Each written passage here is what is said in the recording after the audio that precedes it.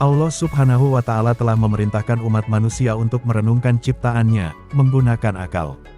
Dari situ akan terungkap banyak rahasia dan ilmu pengetahuan.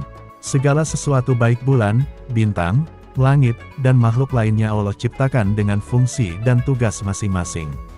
Al-Quran sendiri telah mengisyaratkan tentang keajaiban-keajaiban yang belakangan terbukti secara ilmiah. Konsep-konsep yang baru diketahui di era modern ini adalah bukti keajaiban Al-Quran yang tak lekang oleh zaman. Al-Quran bukan hanya petunjuk hidup bagi manusia, tetapi juga mukjizat yang mengandung ilmu pengetahuan jauh sebelum zaman mengungkapkannya. Salah satu keajaiban yang menakjubkan adalah bagaimana Al-Quran menggambarkan alam semesta, dengan kata-kata yang selaras dengan penemuan ilmiah modern, padahal diturunkannya lebih dari 1400 tahun yang lalu. Dalam surah Al-Anbiya ayat 30, Allah Subhanahu wa Ta'ala berfirman, "Apakah orang-orang yang kafir tidak mengetahui bahwa langit bumi itu keduanya dahulu adalah satu yang padu, kemudian kami pisahkan keduanya?" Ayat ini seolah menjadi isyarat dari teori Big Bang, bahwa alam semesta berasal dari titik tunggal yang sangat panas dan padat yang kemudian meledak dan mengembang dengan sangat cepat. Alam semesta terus mengembang dan mendingin, dan dari partikel-partikel kecil tersebut terbentuk atom, kemudian bintang, galaksi, dan struktur berskala besar lainnya. Al-Quran juga menggambarkan keteraturan alam semesta dengan sangat indah. Dalam surah Yasin ayat 40 Allah Subhanahu wa Ta'ala berfirman, "Tidaklah mungkin bagi matahari mengejar bulan dan malam pun tidak dapat mendahului siang. Masing-masing beredar pada garis edarnya." Dalam ayat ini, Allah menegaskan tentang keteraturan dan keselarasan ciptaannya di alam semesta. Matahari, bulan, siang, dan malam memiliki tugas dan jalur masing-masing yang tidak saling bertabrakan ataupun melanggar aturan. Matahari tidak akan pernah menyusul bulan dalam peredarannya, begitu pula malam tidak akan datang lebih cepat dari waktu yang telah ditentukan untuk siang.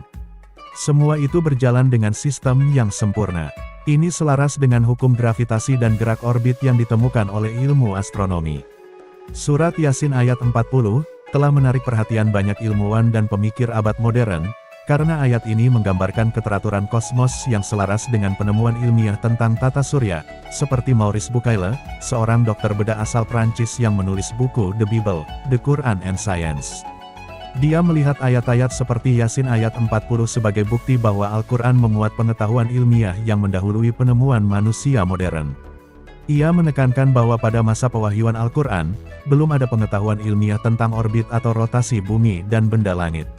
Tapi Al-Quran telah menyebutkan bahwa benda-benda langit tidak diam, melainkan berenang di orbitnya, suatu konsep yang sejalan dengan pemahaman astrofisika saat ini. Kemudian Allah Subhanahu wa Ta'ala menciptakan langit yang sangat nampak indah, membentang luas di atas bumi bukan tanpa alasan.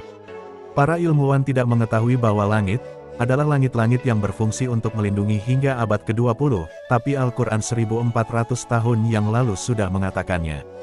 Allah Subhanahu wa Ta'ala berfirman, "Dan kami jadikan langit sebagai langit-langit yang terpelihara, tetapi mereka berpaling dari tanda-tandanya." Surat Al-Anbiya ayat 32. Langit tidak hanya indah untuk dipandang, tetapi juga berperan penting dalam kelangsungan hidup umat manusia.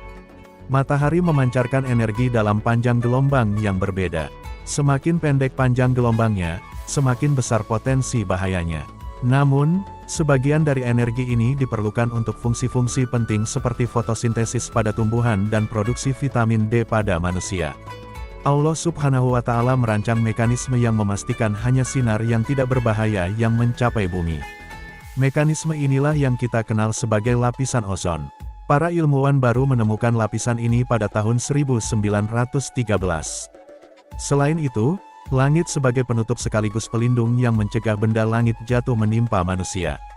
Ilmu astronomi dan fisika atmosfer menunjukkan bahwa atmosfer bumi benar-benar berfungsi sebagai perlindungan alami. Semua ini menunjukkan bahwa Al-Quran bukan hanya kitab suci, tetapi juga wahyu yang mengandung pengetahuan luar biasa. Bagi orang yang mau berpikir, ini bukan sekadar keajaiban, ini adalah tanda kebesaran Allah yang nyata, yang terbentang di langit dan bumi.